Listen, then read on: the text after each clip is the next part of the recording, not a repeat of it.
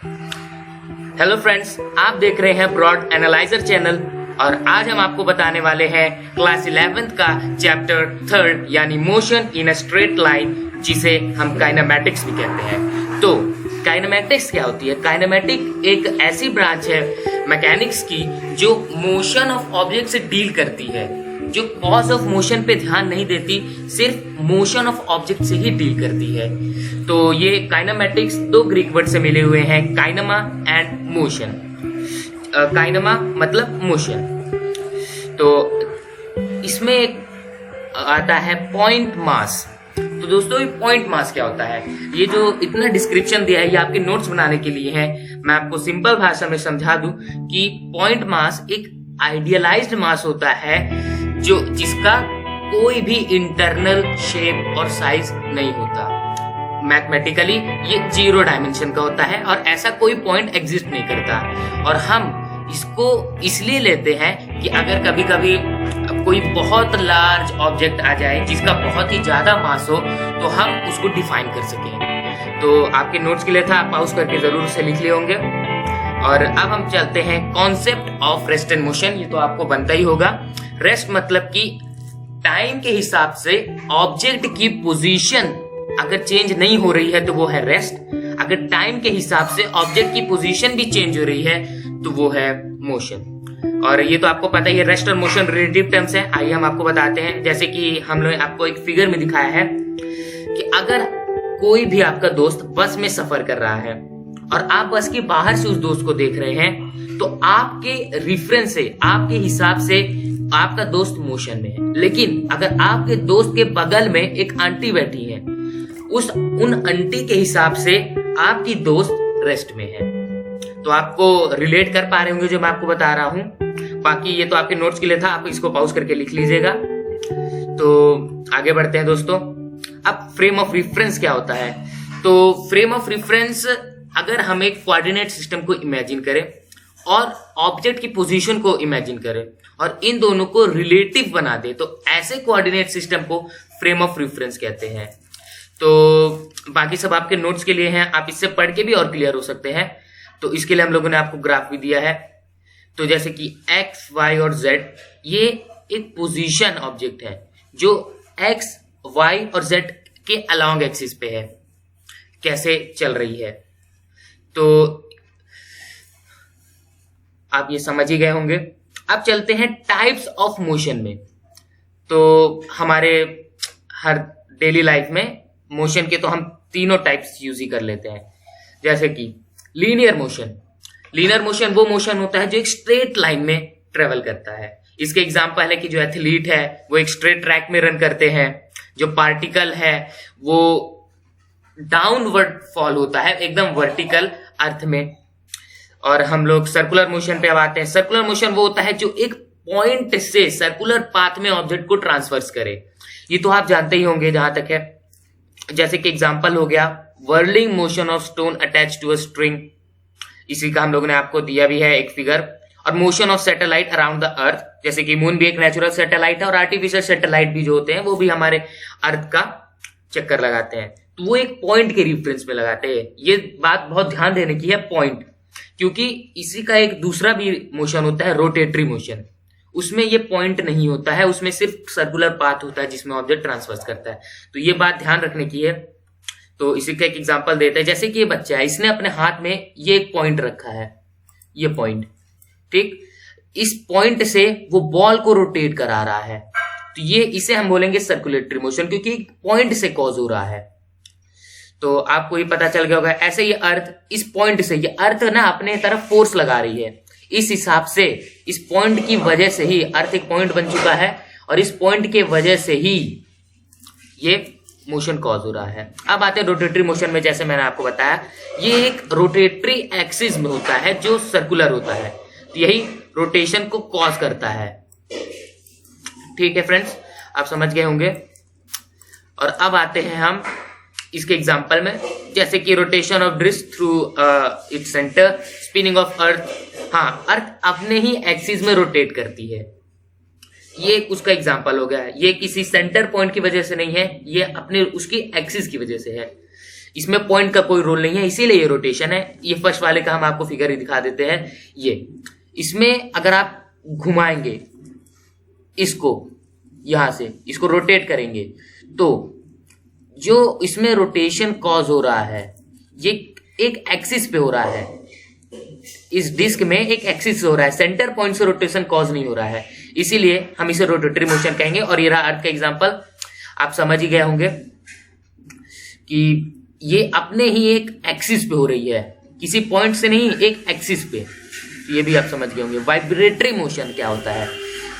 Vibratory motion नाम से ही आपको पता चल रहा है कि टू एंड फ्रो मोशन होता है वाइब्रेटरी मोशन, जो एक फिक्स्ड पॉइंट से होता है।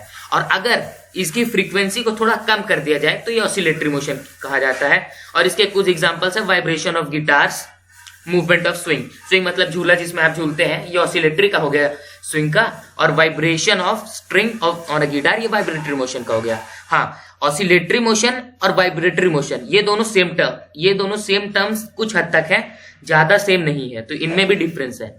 तो अभी हम आपको दिखा देते हैं इसका एग्जांपल। ये है वाइब्रेटरी मोशन का, जो आप गिटार देख रहे हैं, और ये जो है ये है स्विंग मोशन का, ये है ऑसिलेटरी मोशन का एग्जांपल। तो आप समझ गए होंगे। अब मोशन के भी 3 डायमेंशंस होते हैं। तो जैसे कि मैंने आपको पहले ही बताया था ऊपर कि फ्रेम ऑफ रेफरेंस में कि पोजीशंस को हम एक्स, वाई और जेड में देखते हैं, कोऑर्डिनेट्स में देखते हैं। तो ये कोऑर्डिनेट जो होते हैं टाइम के हिसाब से चेंज होते हैं, तब हम इसे मोशन में कहते हैं। ऑब्वियसली टाइम के साथ चेंज होंगे।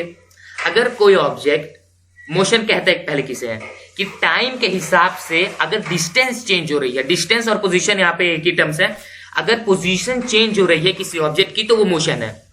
और एक्स वाई जेड उसकी पोजीशन ही बताते हैं, उसकी पोजीशन ही बताते हैं। अब मान लीजिए एक्स वाई जेड, अगर आप इसको इमेजिन नहीं कर पा रहे तो मैं आपको एक एग्जांपल देता हूं कि अगर किसी भी ऑब्जेक्ट का हमको पोजीशन जानना है तो हम उसके 3 चीजें जानेंगे। जैसे कि मेरे को अगर पोजीशन जानना है कि मेरा घर कहाँ है, तो मैं पहले बताऊंगा कि मैं अनंतपुर में हूं, दूसरा बताऊंगा हनुमान गली में हूं, तीसरा बताऊंगा कि हनुमान गली में एक मंदिर है उसमें हूं।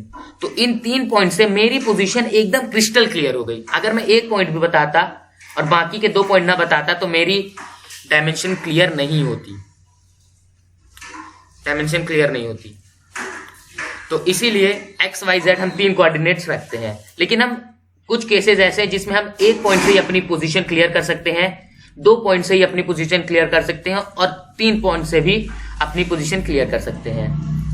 तो जहां तक आपको समझ आ गया होगा। अब 1 डायमेंशन, इसमें हम सिर्फ 1 पॉइंट बता के अपनी पूरी पोजीशन को क्लियर कर सकते हैं। जैसे कि मैं बता दूं कि मैं ताजमहल में हूं। अब इस पोजीशन के बाद आप तो जान गए होंगे कि मैं आगरा में ताजमहल में हूं, इंडिया में ताजमहल में हूं। तो ये 1 डायमेंशन का मोशन हो गया, जिसमें मैं आपको एक ही एक्सिस से, एक्स एक्सिस से ही बता दूं कि मैं कहां हूं। अब इसी का हम प्रैक्टिकल एग्जांपल, जो फिजिकल एग्जांपल है वो देखते हैं। अगर if a car moves from position A to position B along x direction as shown in the figure, then the variation in x coordinate alone is noticed. हाँ, तो आप जाने होंगे एक ही डायरेक्शन में जा रहा है और मैं उसी डायरेक्शन का नाम बता दूं तो ये 1 डायमेंशनल मोशन हो जाएगा। बाकी सभी आपके नोट्स के लिए हैं, आप इसको पढ़ सकते हैं अच्छे से। अब बाकी देखते हैं, ये है 2 डायमेंशन का। अब 2 डायमेंशन में मैं अगर आपको 2 चीज बता दूं, इसी ताजमहल वाले एग्जांपल में आपको एक और फैक्ट बता दूं कि ताजमहल होटल भी है, तो मैं इसमें 2 चीज बता दूं। मैं ताजमहल में हूं जो आगरा में मुमताज के लिए शाहजहां ने बनवाया था। तो ये 2 डायमेंशंस हमको मिल गई, तो हम एकदम क्रिस्टल क्लियर हो गए कि हम कहां पे हैं। तो अब इसी का हम प्रैक्टिकल एग्जांपल देख लेंगे। ये रहा, जैसे कि इसका ग्राफ बनता है, इसमें हम एक ही डायरेक्शन में जा रहे हैं लेकिन इसके 2 मोड हैं। तो इसको क्रिस्टल क्लियर करने के लिए हम लोग 2 पॉइंट बनाते हैं। तो आपको ये पता समझ आ रहा होगा। इसी का एग्जांपल है motion of a coin on a carrom board, या फिर an insect crawling over the floor of a room. ठीक है ना, क्योंकि इंसेक्ट जो क्रॉल करता है वो एकदम स्ट्रेट पाथ में नहीं करता, वो जिगजैग पाथ में करता है, इसीलिए उसके बार बार एक्सिस बदलते रहते हैं। अब हम देख सकते हैं मोशन इन 3 डायमेंशन। अब जिसमें तीनों वेरी करे, एक्स वाई जेड तीनों कोऑर्डिनेट्स वेरी करे, तो इसका मैं आपको पहले बता चुका हूं, एक अपना एग्जांपल बता दिया कि अगर हमको घर अपना बताना है तो हमको 3 चीज बतानी पड़ेगी, किस शहर में है, किस लाइन में है और किस पर्टिकुलर जगह में है। तो इसका हम प्रैक्टिकल एग्जांपल देख लेते हैं कि अगर आसमान में चिड़िया उड़ रही है तो वो भी एक 3 डायमेंशनल मोशन है। अगर हम पतंग उड़ा रहे हैं और उस समय हवा बहुत चल रही है तो वो भी एक 3 डायमेंशनल मोशन होगा। इसमें हम थोड़े डीप चले गए, ये इतना बड़ा टॉपिक नहीं था, इसलिए मैंने आपको ज्यादा एक्सप्लेन भी नहीं किया। और सो फ्रेंड्स, यहाँ पे होता है इसका फर्स्ट पार्ट खत्म, और सेकेंड पार्ट में हम आपको इससे अच्छा समझाएंगे, क्योंकि इसमें ये एक बेसिक था, आपको इंट्रोडक्शन के लिए था, इसीलिए हम लोगों ने इसमें ज्यादा ध्यान नहीं दिया, सिर्फ आपके नोट्स के लिए ध्यान दिया। इसलिए आप इसको पॉज कर करके आप इसके सारे पार्ट्स एलिमेंट्स लिख सकते हैं। लेकिन अगर आपको इसका सेकेंड पार्ट चाहिए तो फ्रेंड्स हमको कमेंट में जरूर बताएं, और आपको जिस टॉपिक में भी दिक्कत जा रही है आप हमको ये जरूर बताएं। तो ब्रॉड एनालाइजर की तरफ से एक छोटी सी कोशिश, प्लीज इस वीडियो को लाइक सब्सक्राइब करना ना भूलें। Thank you friends. तो अच्छा, हम आपको बाय कहते हैं।